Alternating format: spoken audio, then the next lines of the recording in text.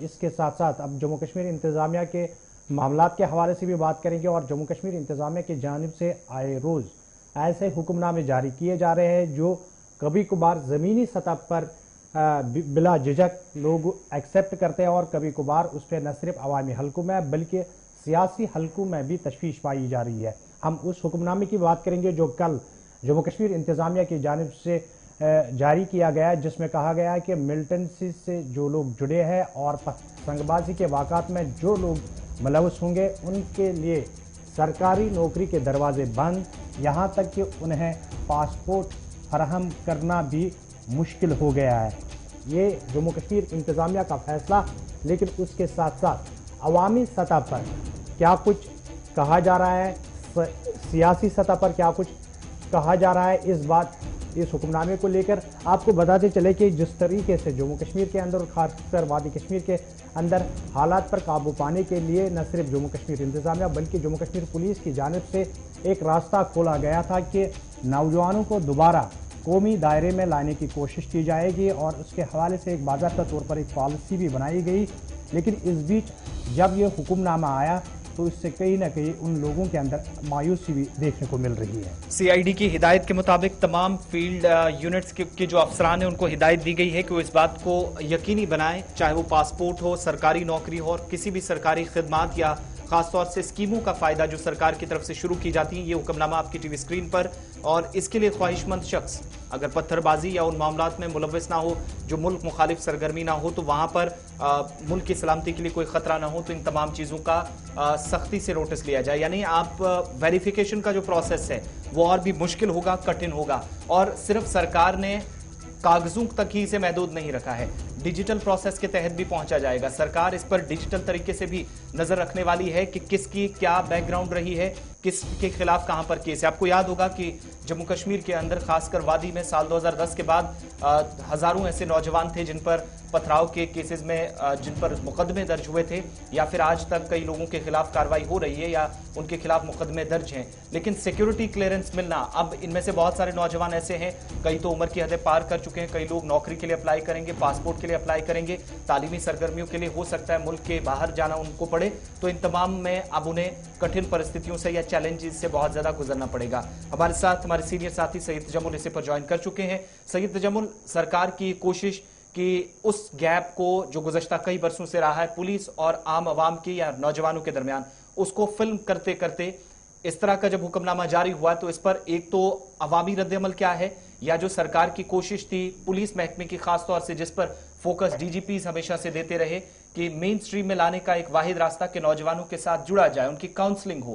تو کیا اس طرح کے حکم نامے سے کہیں اس پر منفی اثرات تو مرتب نہیں ہوں گے؟ آصف، بہت بہت شکریہ۔ ساحل صاحب آپ کا بھی شکریہ۔ جموں کشمیر میں کب کچھ کس طرح سے کیا حکم نامے آئیں گے یہ کہنا بہت قبل از وقت ہوگا۔ جموں کشمیر میں سابق وزیر اعلیٰ محبوب مفتی نے اپنے دور اقتدار میں 11,000 کے قریب بچوں کے جو کیسز تھے انہیں ایمنسٹی کے دائرے میں لایا۔ غرض یہ تھا کہ ان کے خلاف جب ایف آئی آر لگتے وہ تو چھوٹ آتے، لیکن کورٹ سے بیل ملنے کے بعد ان کے جو آگے کے راستے ہیں اپنے مستقبل کو سنوارنے کے لیے، جس میں سرکاری نوکریاں اور پاسپورٹ شامل ہیں، اور یہ وجہ تھی کہ اس میں بڑا بریک تھرو یہ مانا جاتا تھا کہ انہیں جنرل ایمنسٹی یعنی معافی نامے میں ہی لایا گیا اور اس کے بعد کیسز ایف آئی آر وغیرہ واپس لائے گئے۔ اب سرکار نے یہ جو حکم نامہ لایا یہ ذرائع ابلاغ کے پاس ہے، لیکن اس سے پہلے بھی اس طرح کے معاملات چلتے رہے،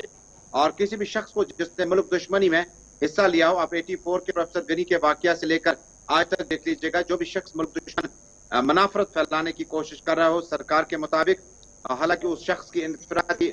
منشا کیا تھی اس کو جاننے کی کورٹ بعد میں دلالت اٹھائے گی، لیکن فی الحال جو حکم نامہ ہے اس میں مثال کے طور میں آپ کو سمجھا دوں کہ ایک شخص ہے، اس نے قومی دائرے سے باہر اپنی زندگی کے بیشتر وقت گزارے، اس کے بعد وہ چلا گیا، اور اس کے بعد اس کے بچے نے پوسٹ گریجویشن نیٹ یا دوسرا کوالیفائی کیا ایگزام، اس میں اس کا کیا قصور ہے، اس کا والد یا اس کا جو رشتہ دار تھا وہ چلا گیا۔ دوسرا یہ کہ جموں کشمیر میں